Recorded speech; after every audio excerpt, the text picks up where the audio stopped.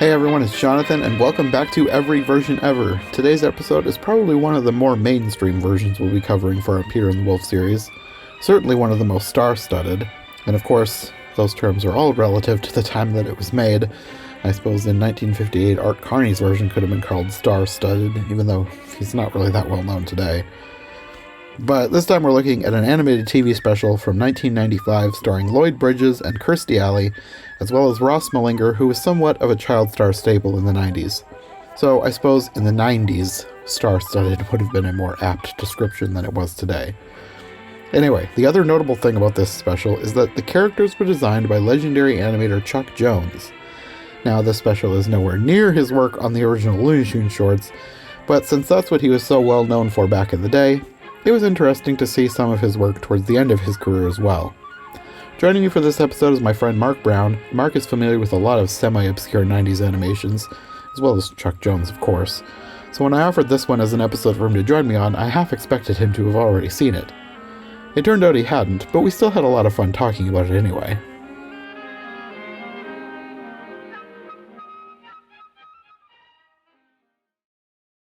Was this your first time seeing it, or no?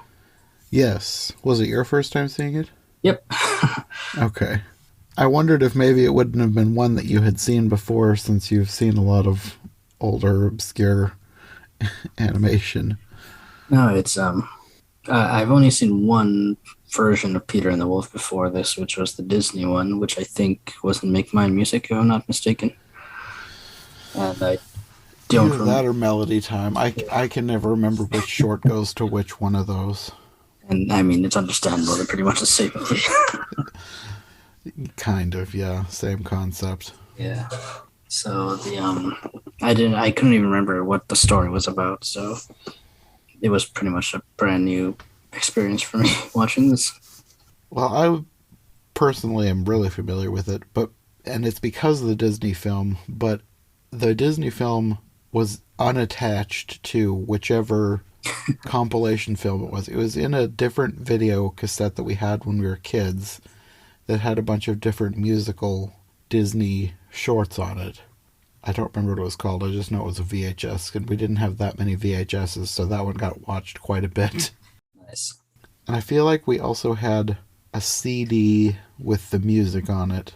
Because, like, my mom loves classical music, so she had all kinds of classical music, but I think she had one that was, like, classical music for kids or something. And I think Peter and the Wolf was on there as well.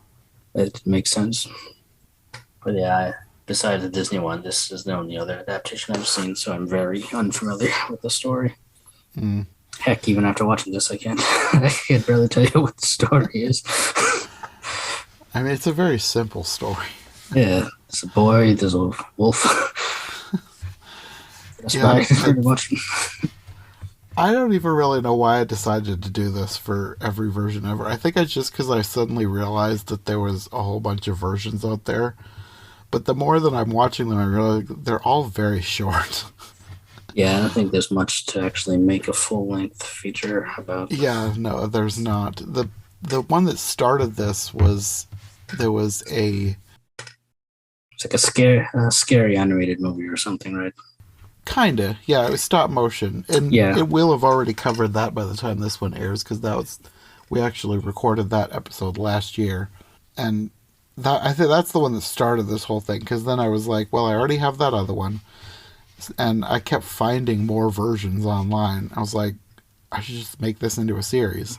So suddenly I'm doing Peter and the Wolf, and it wasn't one that I'd even planned for this year.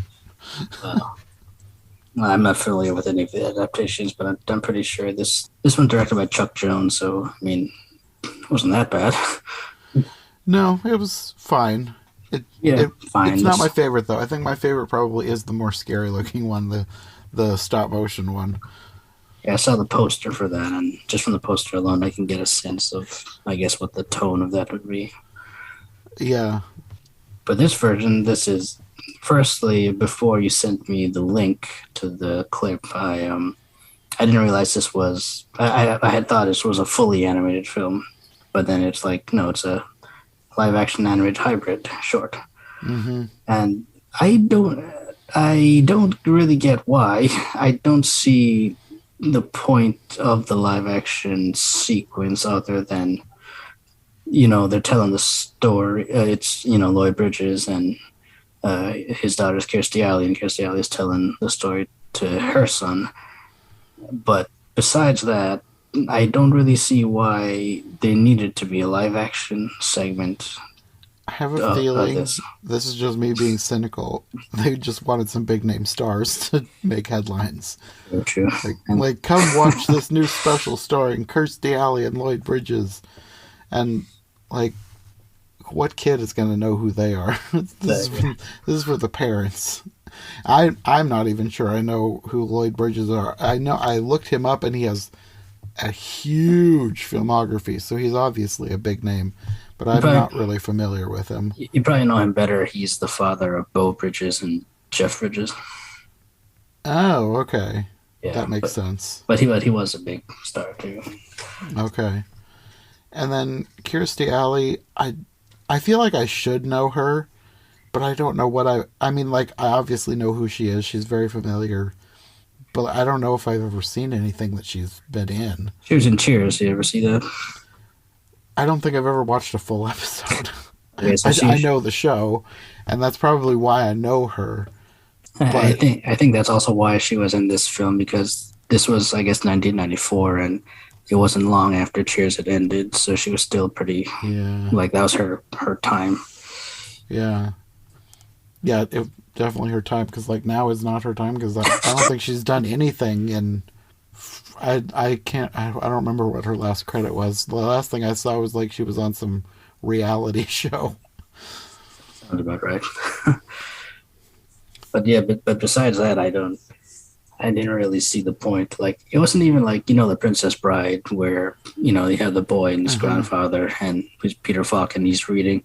The movie is him reading the story to his kid, and it pretty much goes into that. But that is a good parallel, but that actually works with the live action. I mean, it was all live action, but with the real world segments, that actually works. Exactly. This is just kind of meh.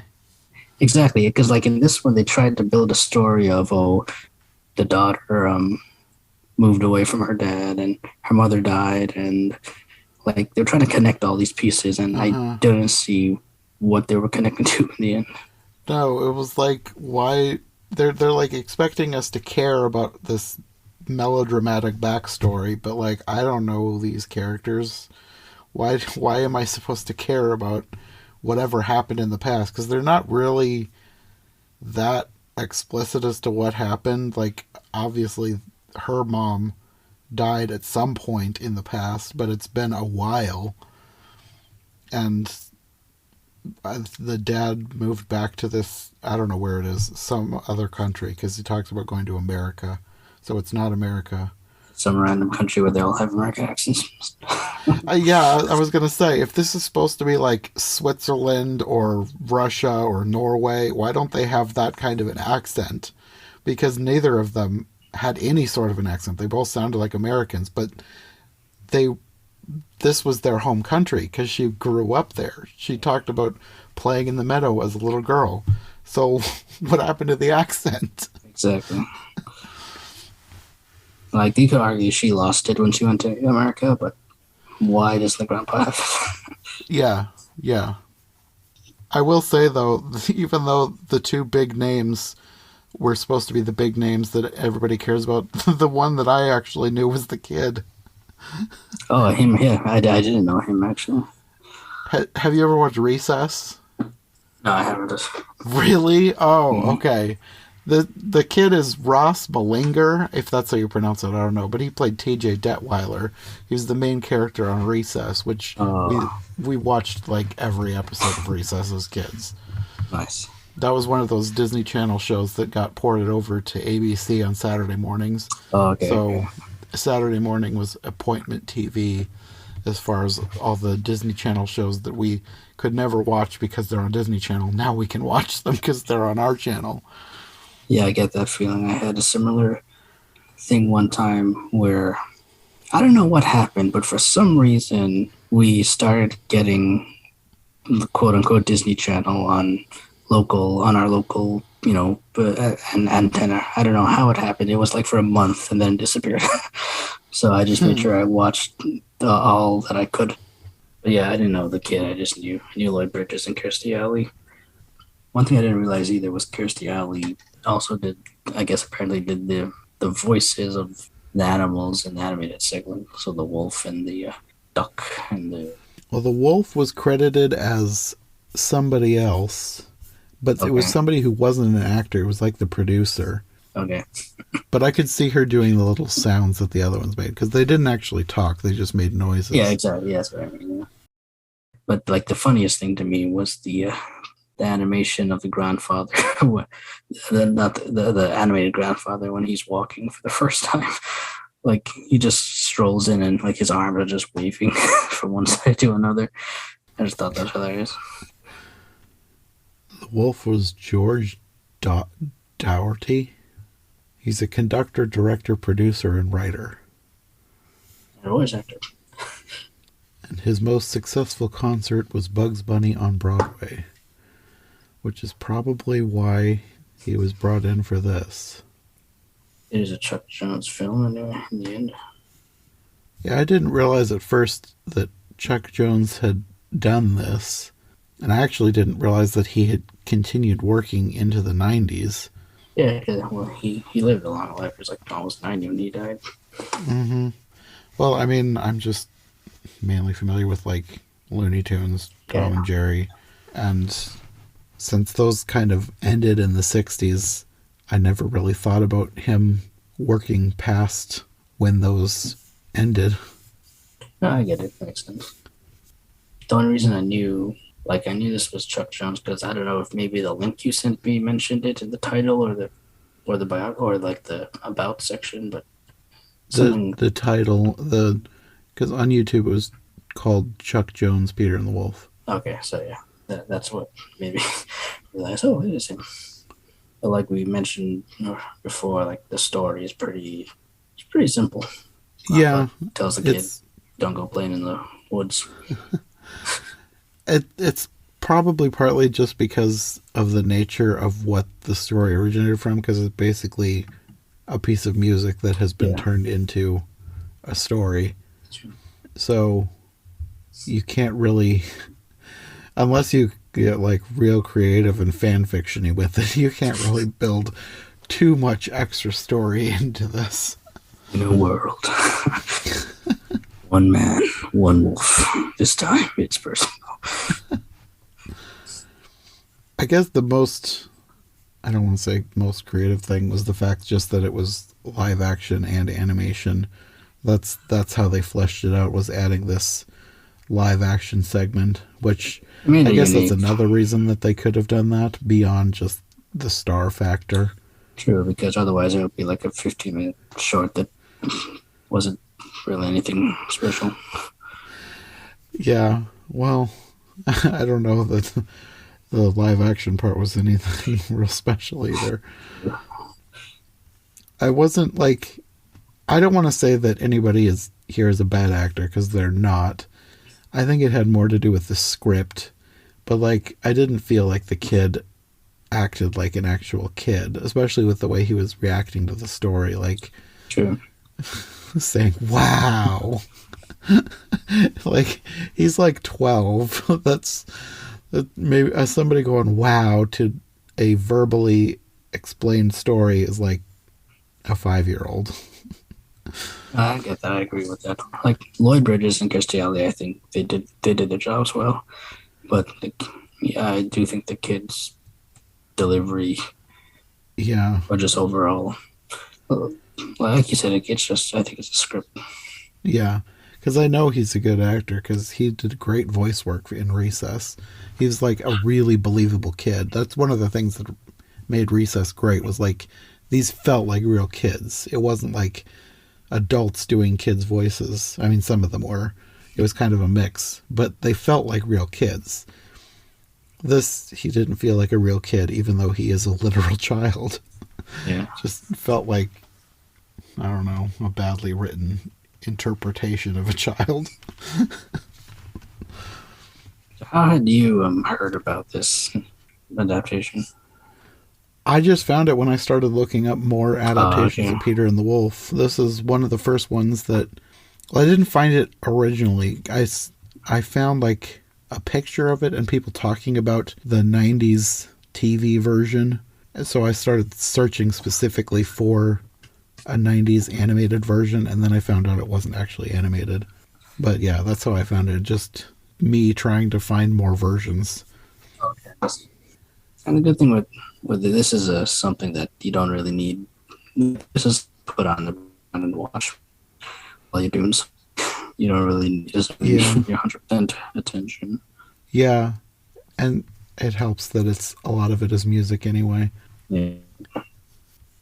I guess the main thing that Chuck Jones did for this, because he didn't animate it, and there was a thing on Wikipedia about him saying he would have done it differently, but he was the character designer, which you can definitely tell. You can see it there. It looks like something that he would have done. The characters, they kind of reminded me of Phantom Tollbooth. I can see that, which he also directed, if I'm not mistaken. Yeah. I could see the Looney Tunes esque, like not drawing, but like overall style, I guess. Yeah.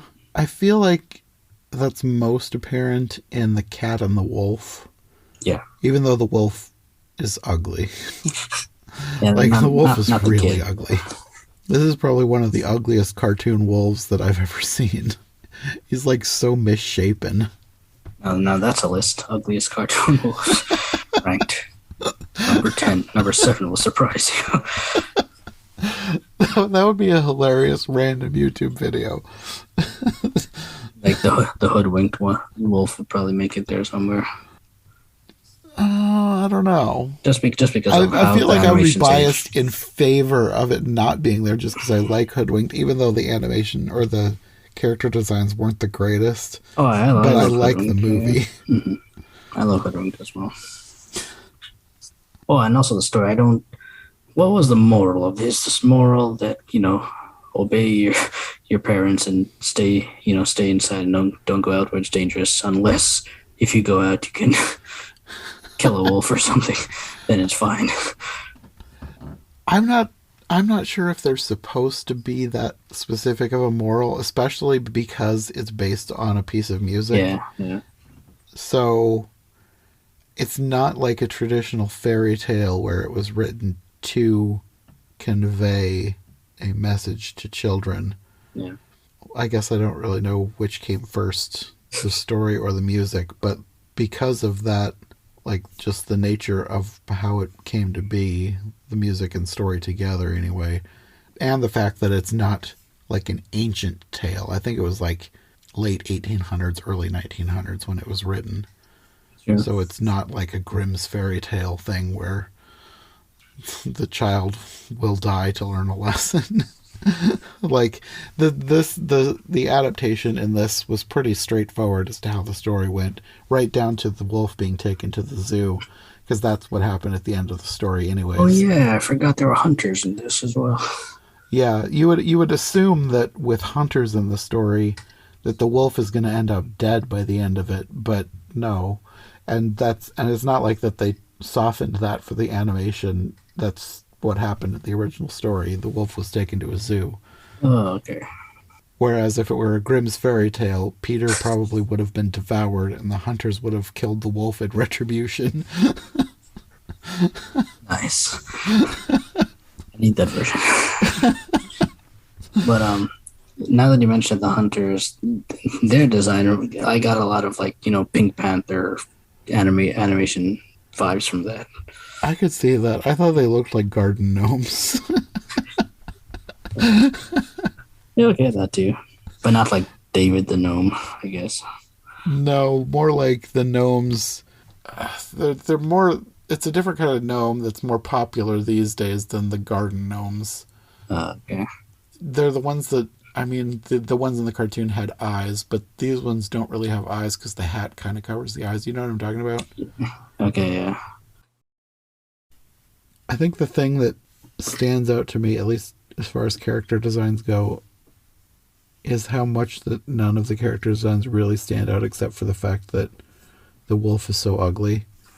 because, like, since I've seen a bunch of different versions now, the other versions have done things to make the characters really memorable and unique. Like in the Disney version, they had the little Russian hat on the bird. Okay. And in the stop motion one, the bird was a crow with a broken wing. And that was part of the story with him, was he couldn't fly. So part of the thing with him was like getting a little balloon so he could like float around, and like they did little things to make the animal stand out and be unique. Whereas in this one, the bird is just a little red bird. I guess it has eggs, so that's unique to this version, but I don't know. The designs are just kind of generic to me. The duck is not that memorable. It's kind of like leftover designs they've probably found in their files somewhere. It could have been, because it seems like these would have been like side characters in one Looney Tunes cartoon. Exactly. Like if a Looney Tunes cartoon needed some little bird and they didn't want to use Tweety, then they would just draw this generic little red bird. Or a duck. Yeah. Or the cat. Like the cat is very not memorable either. Like in the stop motion version, the cat is an enormous fat cat and he's hilarious. Maybe that version was a she. I don't remember. Either way, the cat is hilarious. This one is just Just an average cat who's trying to attack. So that's the other thing. The cat's trying to attack he's trying to eat the bird and duck, and it's fine and all that. But when the wolf comes to do it, that's a problem. Yeah, I thought that too. It's like the cat is like sad when the duck is eaten, but like you were literally just 2 seconds ago trying to murder that little bird. So he's sad. Someone beat him to it, I guess. And then later, when the duck is revealed to be alive, the cat is like eyeing him hungrily. He said, This is so like hypocrite much. Cats are, I guess, in animation. I guess that is the duck being revealed to be alive is one change that they made, because that did not happen in the original story. The duck is gone. There's like a hint that it's still alive, but it's inside the wolf. Like you can still hear it quacking inside the wolf, which is almost darker than the duck being dead, but he does not escape. The different versions have changed the end so that the duck escapes, but in the original, he does not escape. That's what I was wondering, because I couldn't remember the Disney version, but when I saw this version, I was like, oh, of course they didn't kill off the duck. I think the duck survived in the Disney version. Okay. But like in the stop motion one, which is probably the one that I would wish that the duck did survive in, because he was so cute and hilarious, and like that one, Peter and the duck have like a genuine friendship. And it's really sad when the duck is eaten. So that one would be the one where you'd like most root for the duck to be safe at the end.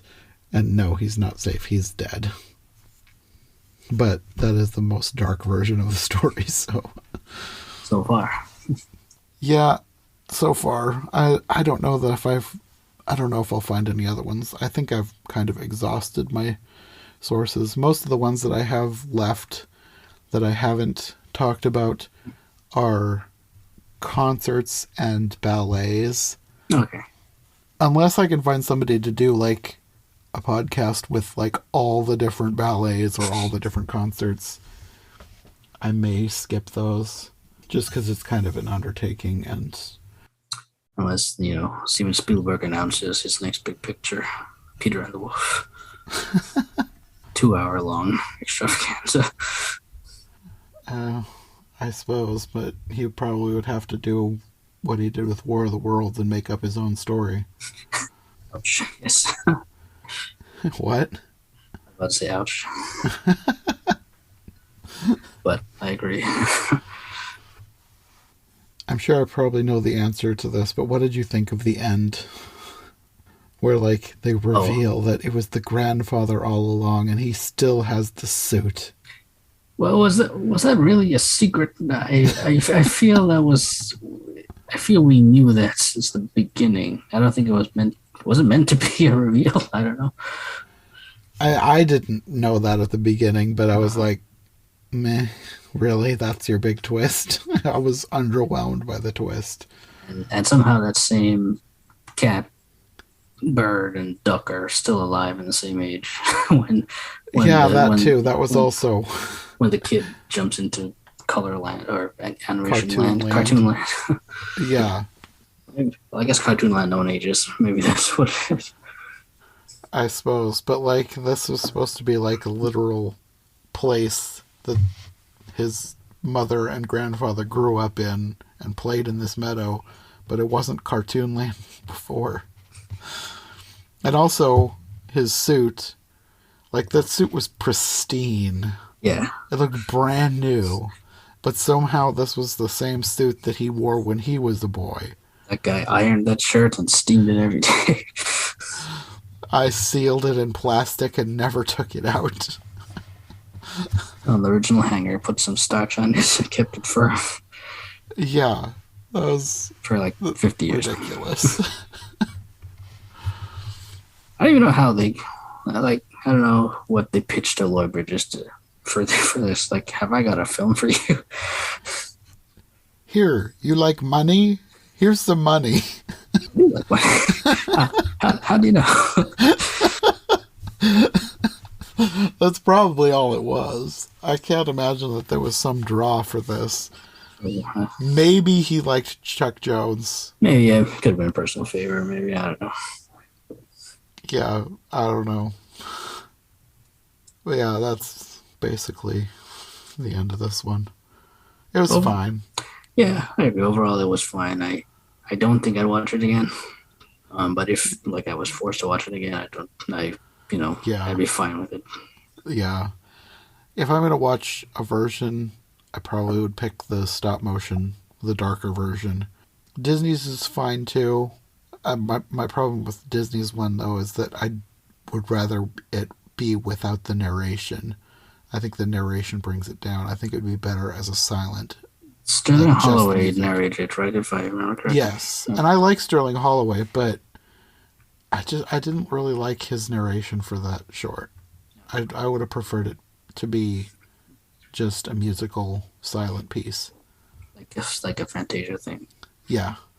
It actually might have originated as an idea for a Fantasia, because like a lot of those shorts started as like something that was thrown out for Fantasia and then decided against. But yeah, this one was fine. Not my favorite, but it was an interesting piece of animation history since it had Chuck Jones attached. And I feel like if Chuck Jones wasn't attached, this probably would have been a lot less fine than it was. Probably. Even though he didn't do the animation, but I feel just having him on as, what was a character designer or whatever, I think, or at least, being involved, I think that helped. Like, I don't think, had you not told me about this, I never heard of this before, so I don't know how popular this is amongst, like, are there people who are like, oh, I remember growing up with this and I watch it every year. There are people in the YouTube comments who are like praising the uploader for bringing back this piece of their childhood. But I don't think it has that, like there's not like millions of views on it. There's just like a few thousand, I think. So it has a few fans, but it's not like a super popular thing. I guess the reason that I thought that maybe you would have seen it because somehow you had seen that really obscure Secret Garden that we talked about. The reason I saw that it was on, they put it, because it's part of like a TV series, if I'm not mistaken, but they put that episode on a VHS tape, and I think my cousins had the VHS tape, and I watched it at their house. And the only thing I remembered from that was, I probably mentioned this in the episode too, but there was the song at the end that Mrs. What's her name sings. Medlock? Who was the villain again in the end of that? I'm pretty sure it was Mrs. Medlock, because didn't they turn Mrs. Medlock into a villain? Yeah. So that was the only thing I remembered from that. So that's why I watched it again when I found it on YouTube. I was like, I gotta remember anything about this movie. It was kind of hilarious. After I did that with you, I found out that my sister-in-law and all her sisters had apparently watched that a bunch when they were kids too. Nice. I'm pretty sure that's probably one of the more popular episodes of whatever show that was.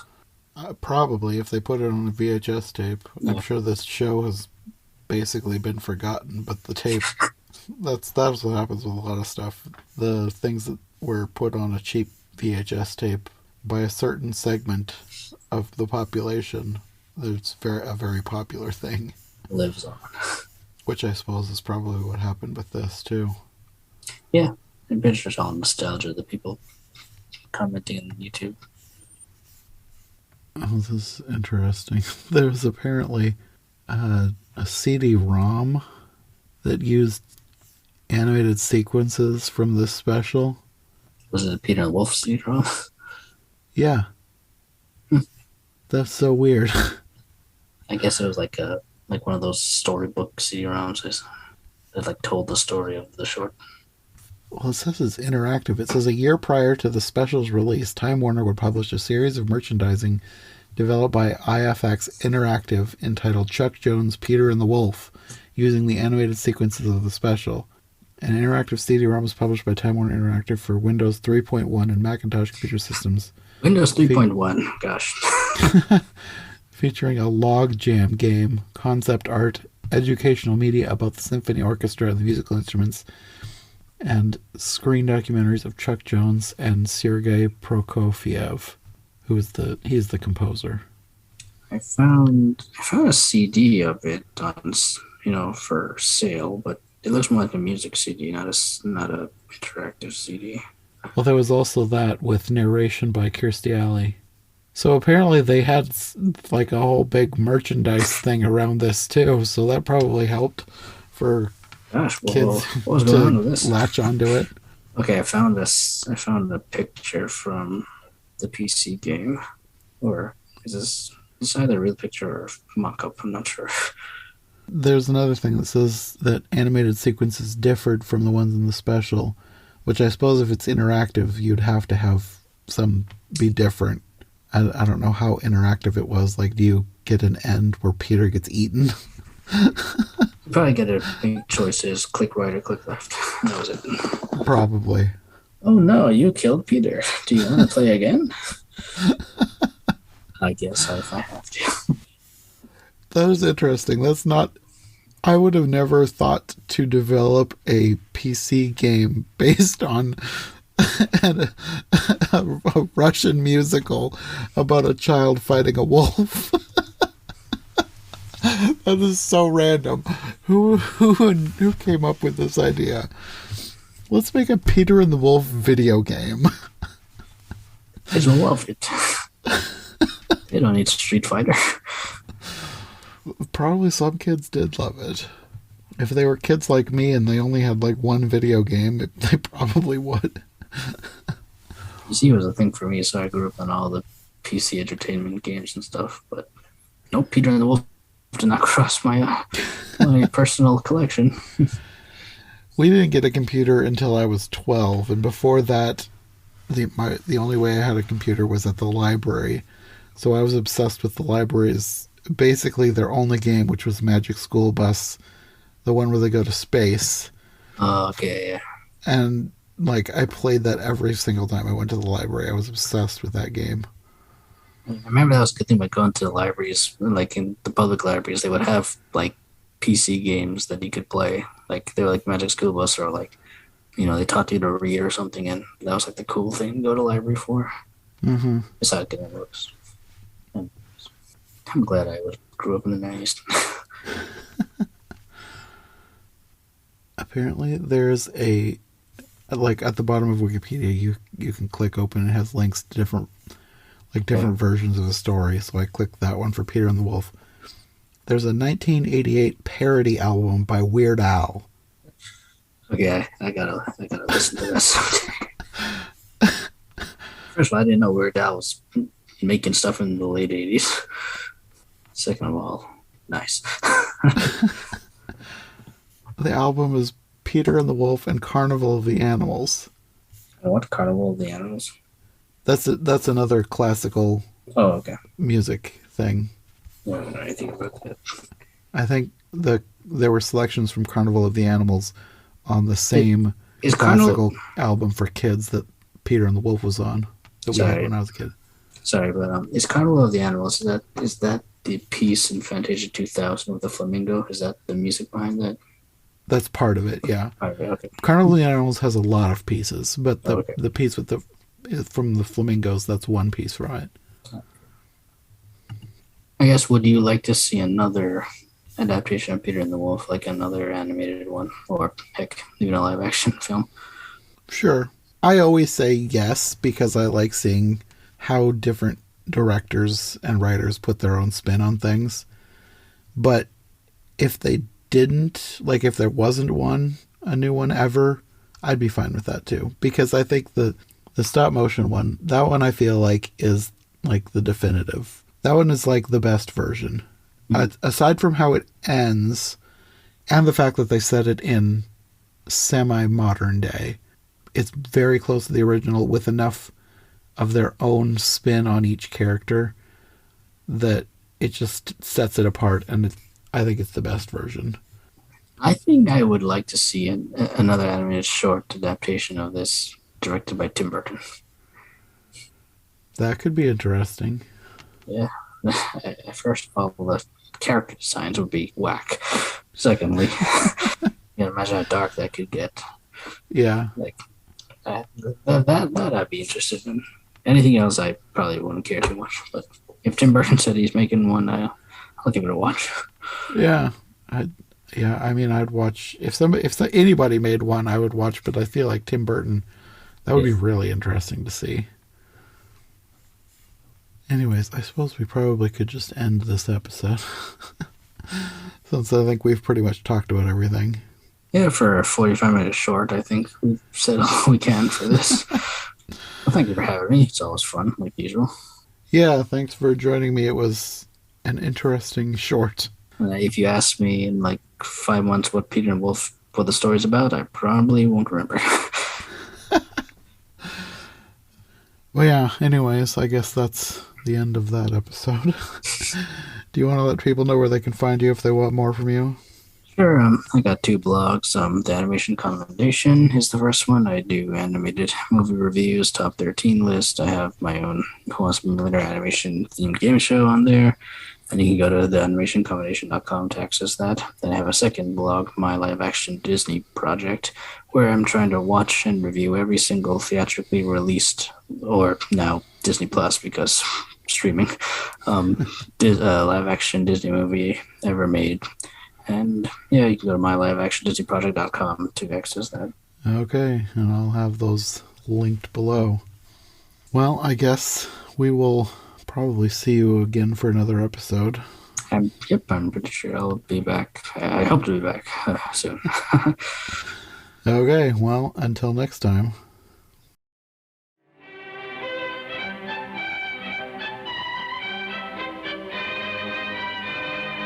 Thanks for listening to this episode of Every Version Ever. If you like what you've heard, make sure to subscribe on your preferred podcast platform or to the Every Version Ever YouTube channel.